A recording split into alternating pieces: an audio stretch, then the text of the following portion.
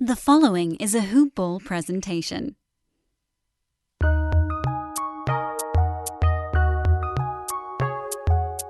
Welcome to the Fantasy NBA Today podcast.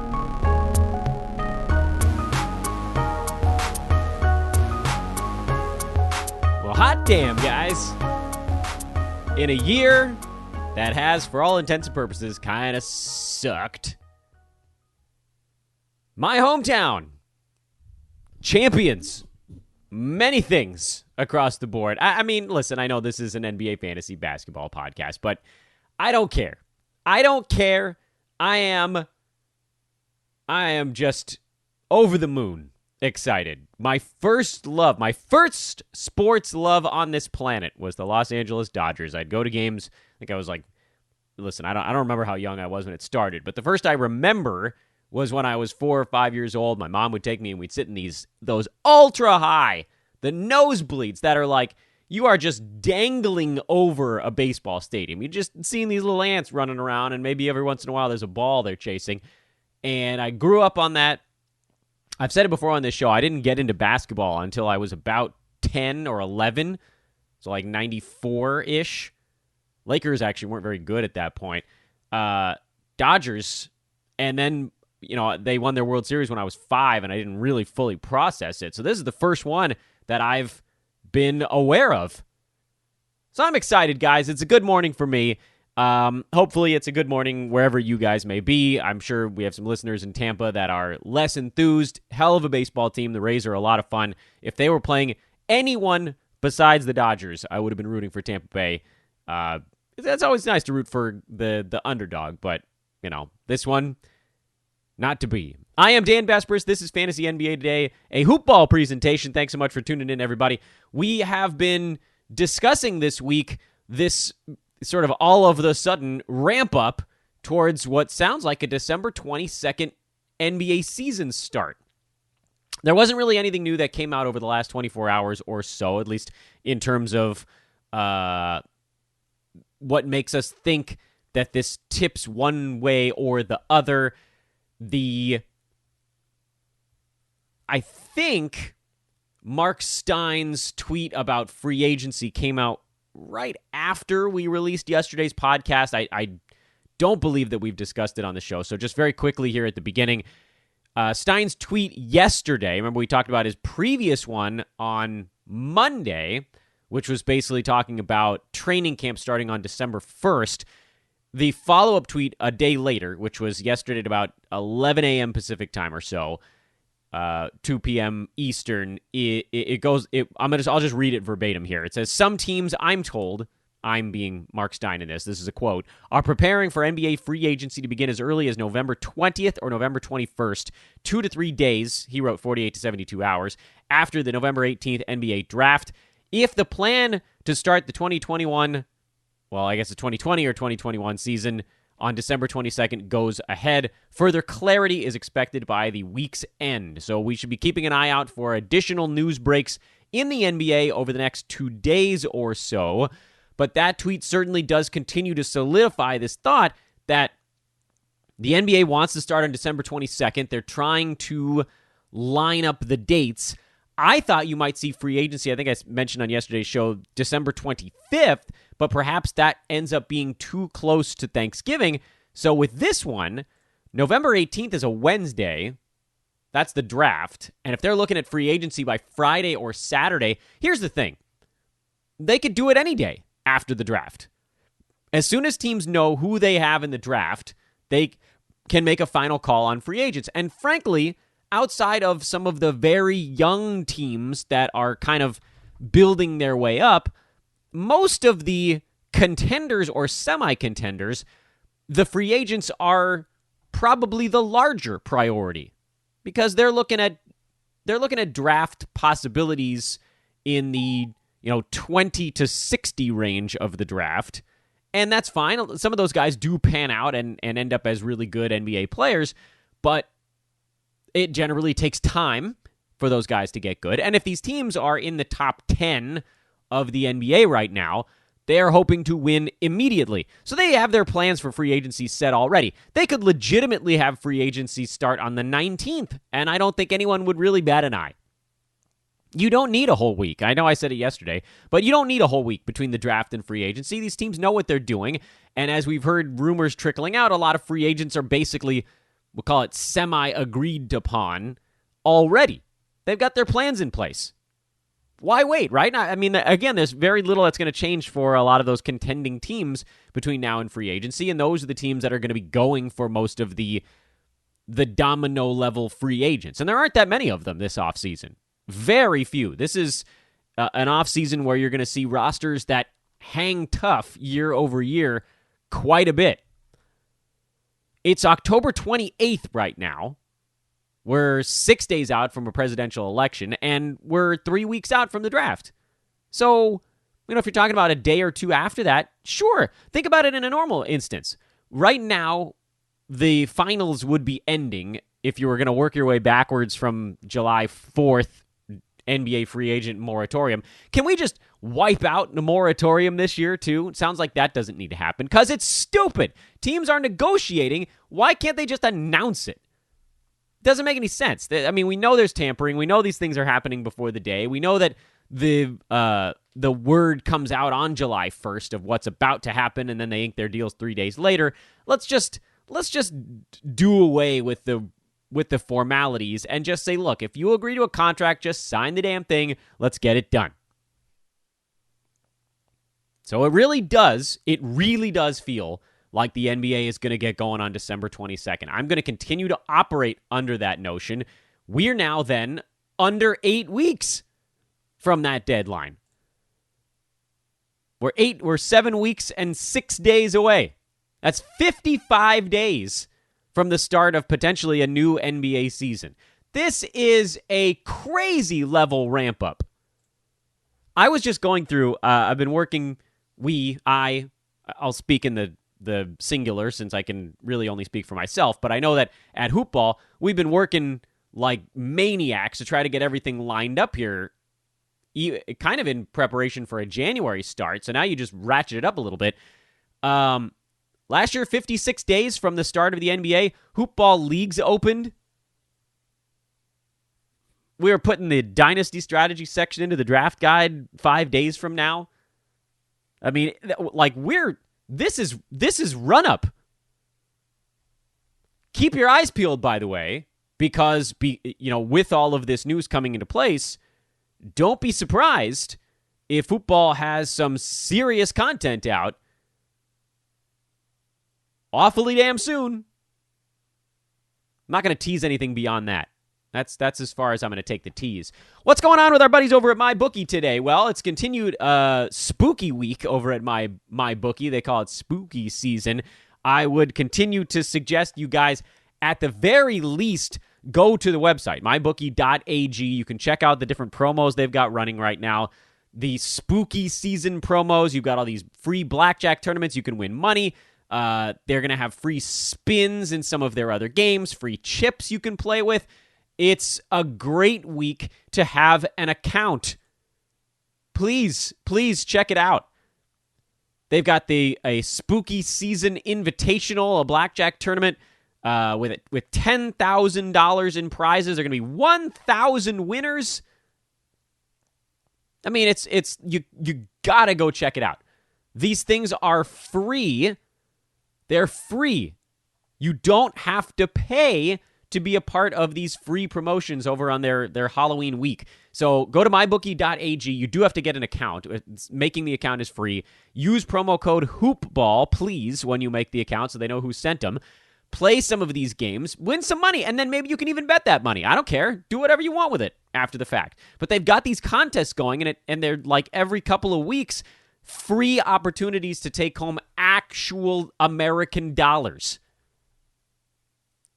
And then, you can convert that if you're outside the U.S. I'm just saying, this is actual cash on the line with a free contest. There's no purchase necessary to get involved in these things. By the way, shout out to MyBookie for using a South Park picture on the friend referral graphic. If you're listening out there, MyBookie guys, I like that.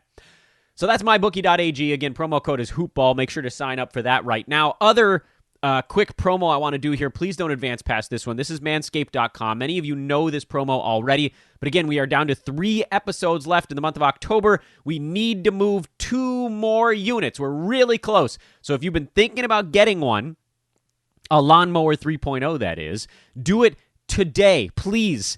Literally begging of you to make sure that we can continue this wonderful partnership with manscaped.com. Go there, use promo code hoopball20 on checkout. That's also critical because it saves you 20%, gets you free shipping, and makes sure that they, again, know that we at Hoopball are responsible for that purchase. Hoopball20 is the promo code at manscaped.com. Get the Lawnmower 3.0 pinch-free technology, built-in LED light, and waterproof capabilities. You can use it in the shower to groom yourself, clean your disgusting carcass of a body, and enjoy. That's manscaped.com. Thanks again to both of our partners here on Fantasy NBA Today. Today, I don't have additional deep thoughts on what this early start to the season might mean or the 72-game season might mean. We're going to just wait and react from this point. So if anything else really big comes out on that front, we will address it on the podcast. There was some pretty big news in the NBA front office universe, which is that early this morning, the Philadelphia 76ers will have agreed, it sounds like the names are not quite on the dotted line yet, but have agreed to a 5-year deal with Daryl Morey, the former GM of the Houston Rockets, to run the team as the president of basketball operations.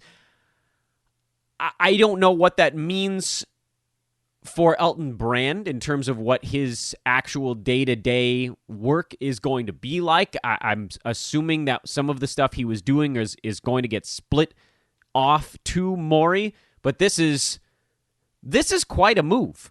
You have a 76ers team that did rely pretty heavily on layups when they could get them, but in terms of use of basketball stats and finding guys around the margin and kind of understanding how pieces fit together, this is a really big deal.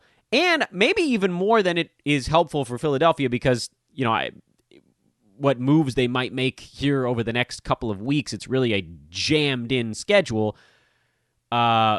This is to me pretty rough for the Houston Rockets, who, my timeline is just filled with people saying, look, this is Tillman Fertitta not wanting to pay Daryl Morey. There's going to be a power struggle here. There's no way around that. How Morey and Brand coexist is a big question that we haven't addressed yet. But the Sixers now have brought in Doc Rivers and Daryl Morey over the last couple of weeks. And, I don't know how you could ever accuse that team of not wanting to spend to win. They are bringing in some of the highest profile names to coach and run a front office that you could possibly imagine. Maybe the highest profile. Right? Like, is there anybody else that they could have brought in at this exact moment that would have run them? And long deals for these guys, too. They're in it for the long haul, half a decade. Everybody's joking about the Sixers trading away either Ben Simmons or Joel Embiid. And then there are jokes about trying to go get James Harden from the Rockets. These are all lovely ideas. I think maybe the more important thing is, what do the Sixers do with the pieces they have on roster right now? Because they have some, they have some issues in that they gave way too much money to Al Horford more than anything to basically be a backup. That was, in my mind, when they signed him, I thought, all right, this is a pretty good idea. They're bringing in guys that can compete with the Milwaukee Bucks, but they really didn't have a good plan for how to utilize those pieces. Does Doc Rivers help with that? Does Daryl Morey help with that? I've got to think the answer is at least a soft yes. How much is hard to say, but one of my favorite fantasy players, to me, looks really good right now, and that's Tobias Harris. I don't think he's going to move very much in fantasy drafts based on new head coach and new president of basketball operations, but I would venture to guess that Morey and Doc Rivers, because the edict is going to be coming from above, are going to be having him stress those efficiency numbers that were so big for Harris during his time specifically with the Clippers, which I know wasn't long, But during his time in LA, Tobias shot, what was he at? He was 47% when he was traded to the Clippers. Then the following year, he was at 50% from the field. He took three-pointers, and he hit them at a career-best clip of 43%. He shot 88% at the free throw line, which was well above his career mark. And he was comfortable. He's never been a giant defensive stats guy, so I wouldn't get overwhelmed with that stuff. But the good percentages, the scoring, the rebounding, he'll get you a couple of assists. The turnovers are always going to be very low. I think Tobias Harris, also, by the way, super durable. I think this is going to be a great year for old man Tobias. Joel Embiid, if he can stay healthy, but that's a big question mark. Ben Simmons, I think, is looking at a pretty good bounce-back year, although I don't know how much they can change what he actually does on the basketball court. Guys like with Harris, with Horford, with Embiid, with Richardson, those guys actually have a wider berth of things they can do on offense, which I know is a weird thing to say because Ben Simmons is more important than all of those guys except probably Embiid. But also Ben Simmons can't do anything on offense if he's more than about 13 feet from the bucket. The rest of those guys can shoot a three-pointer. They are dangerous from everywhere from 0 to 25 feet. And I think you're going to see a lot of those guys utilize their skills in a more efficient way this season. So I would give a slight uptick to Tobias Harris, slight uptick to Josh Richardson, slight uptick to Joel Embiid, although, again, the health is a big issue, especially in what could be a shorter season. So probably not drafting Embiid this coming year. And then with Al Horford, honestly, I don't know how you draft him knowing he's basically relegated to a backup role. But if they decide to go crazy large and play Ben Simmons as the point guard and go Simmons, Richardson, Harris at the 3, Horford at the 4, and Embiid at the 5, maybe then he squeezes into fantasy value. But even with a slight uptick, I don't know how you draft Al Horford this year. It's just the path to minutes is exclusively Embiid missing games, which is going to happen, but not enough. I guess unless you can get Al after pick 100 and then only start him on games that Embiid misses. Basically just stash him, wait for Joel to miss 2 weeks, plop Horford in there for 2 weeks of top 40, top 50 numbers, and then put him back at the end of your bench. But we've talked about it before. If you're in a head-to-head with unlimited games, you can't be squatting on guys that aren't doing very much. And then in Roto, having a deceased roster spot for long stretches of the year is such a hamstringing when you're trying to find elite waiver wire pickups. You want to be able to roster churn a little bit. In any event. So that's pretty interesting, wouldn't you say? I would call that relatively interesting. Big news out of Philadelphia to start the day. That's for damn sure.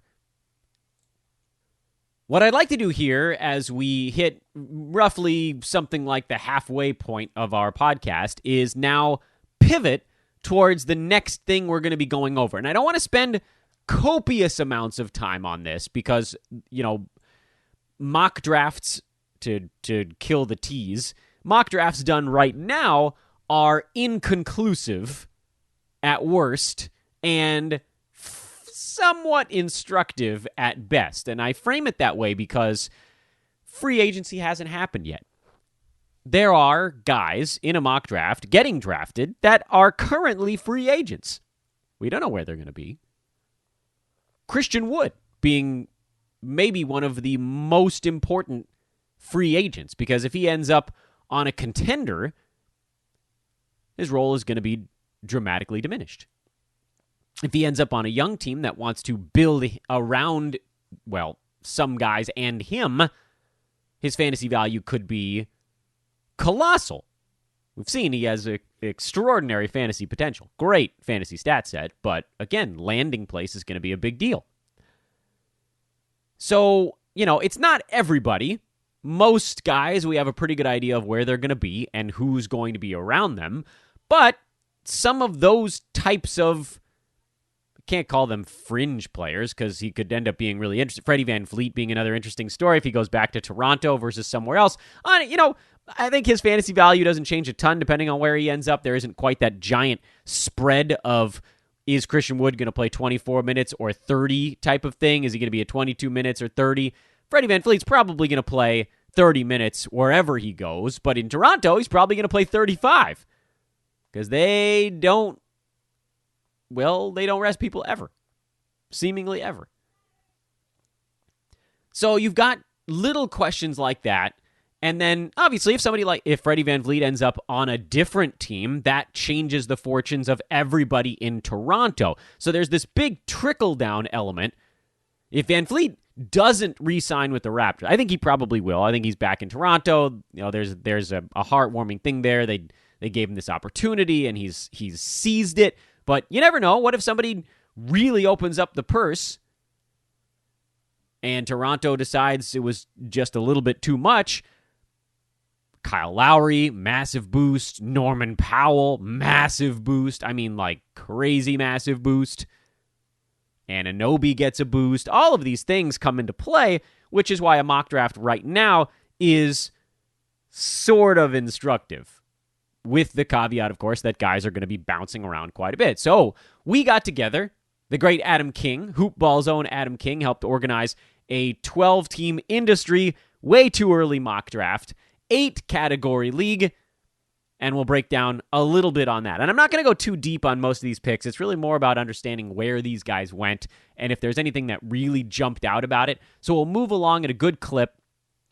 And then, after free agency, well, frankly, there's not going to be that much time. If free agency is November 22nd, which is 1 month then from the start of the NBA, we'll get a mock going like the next day because we're going to want to do a few of those before your real drafts, which will probably be less than 2 weeks later. Oh my God, it's going to be crazy.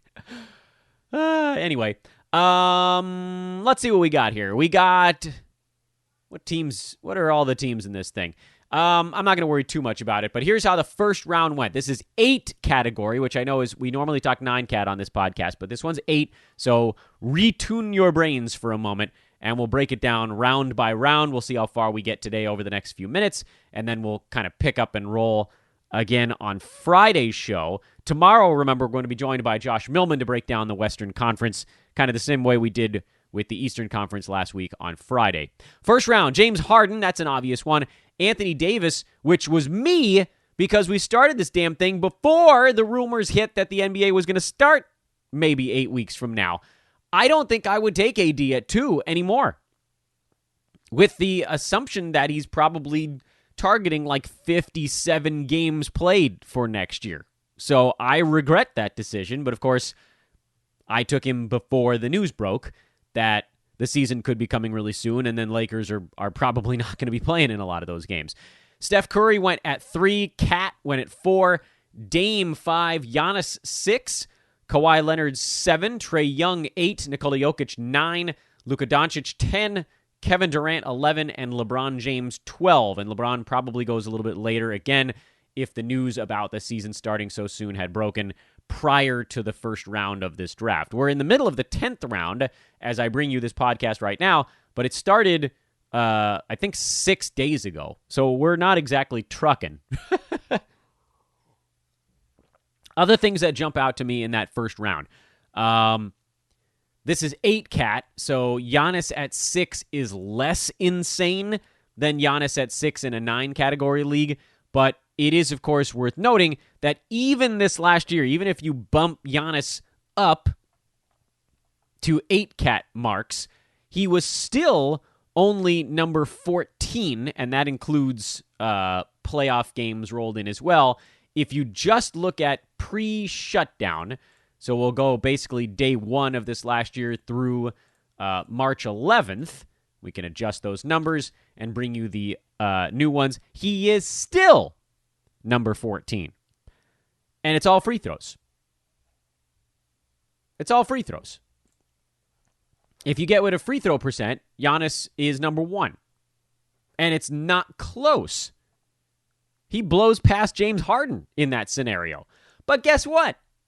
8 cat is turnovers missing, not free throws. So it was interesting to me to see Giannis at 6 because, again, if he's taking 10 free throws a game and he is anchor weighting that, you will not win free throw percent, and you will be lucky to even get anywhere near middle of the pack in free throws if you have Giannis on your team. I mean, like, you literally need two James Hardens to counterbalance what Giannis does at the free throw line. You would need, and you're not going to get him because Giannis is going in the first round, you got to look at guys from later rounds. Like, you would need Devin Booker and Paul George and Chris Middleton. Could you line up all those guys to try to counterbalance what Giannis is doing to your free throws? You'd have a pretty good team if you had all those guys, I guess. But you're also then, like, when do you get your next, or any impact big man? To me, in my estimation, it screws you. But if he fixes his free throw shooting, which, remember, he wasn't always this terrible. It's been a strange and difficult to explain drop-off. He was 73% the previous year, which was still a drag, but you could handle it. He dropped 10% this year. Why? We don't really know. This is his worst free throw shooting year of his career. His career mark was 73, roughly. 74, I think, percent prior to this year. So the 63% came a little bit out of nowhere. I was already a tiny bit down on Giannis. I always thought he was kind of a second-tier first-rounder. I never thought he was what he became this year, which was in 9 category leagues. Like, he barely made the second round. And in 8 category leagues, he was the beginning of the second round. I never thought he was going to be that bad because we didn't see this 10% free throw dip coming. But he was never that top 5 type that everybody wanted him to be. But again, if he goes back to 74%, 73, 74% at the free throw line, in 8 category leagues, he does leap back right to the back end of that first group. I'm just not willing to take a chance that that does happen. I'm not going to spend my 6th pick on a guy where I need something that I don't fully understand to happen. If I can't explain it, I don't want to deal with it. Steph going at 3 was sort of early. Our buddy Jared Johnson, friend of the show, is a massive Warriors fan. I think if this was a paid league, he might have gone a different direction there. But Steph going inside the top 5 is quite reasonable.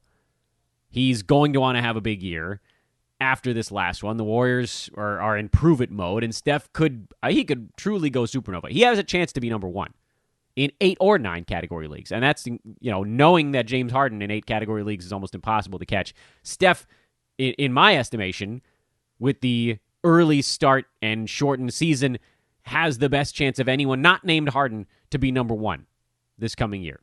I think he's the best chance. Cat, I like it. Dame, that's a very safe pick with as good as he's played. Kawhi is a little bit interesting to me.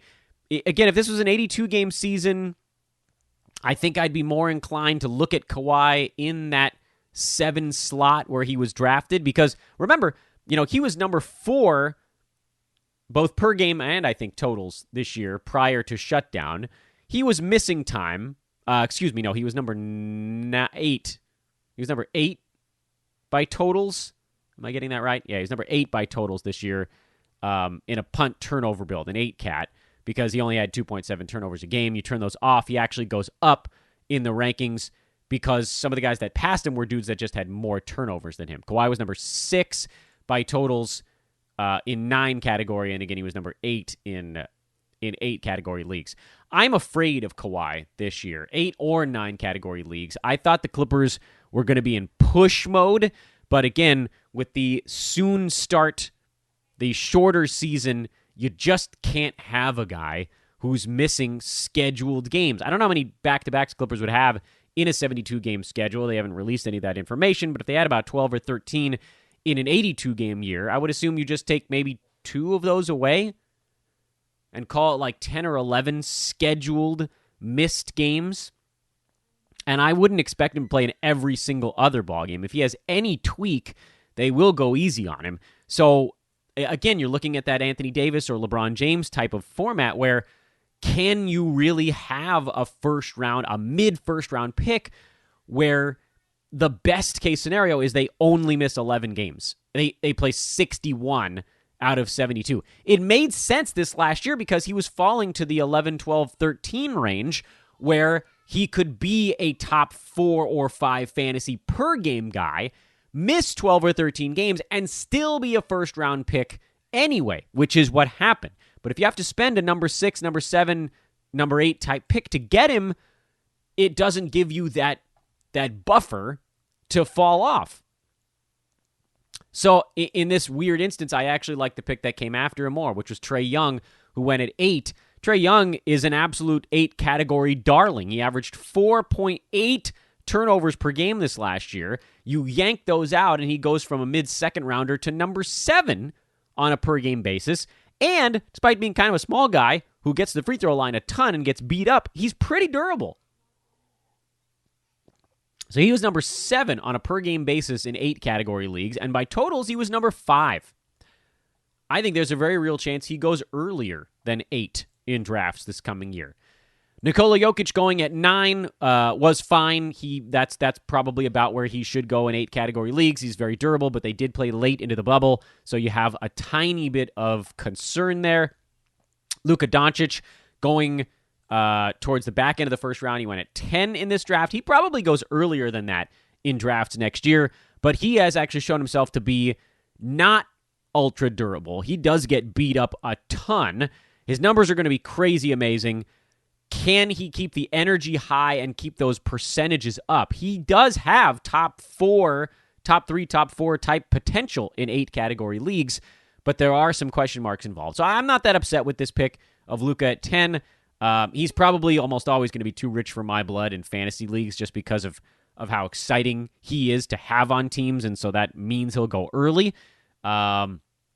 And so this one is fine. Kevin Durant at 11 is a question mark I'm probably not willing to take a chance on. Again, you're almost guaranteed to miss 11 or 12 games this coming year. And then LeBron at 12, same thing, although I will once again let these teams off the hook because the news of the short and near season had not yet broken. We're about 31, 32 minutes into the podcast, and so what we'll do is... hell, we got time.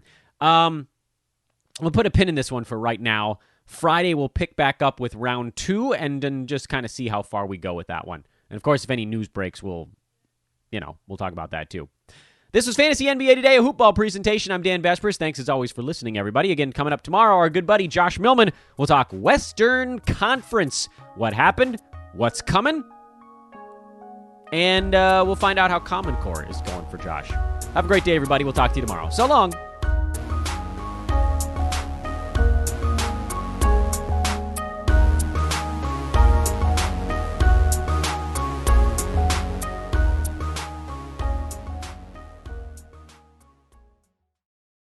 This has been a Hoop Ball presentation.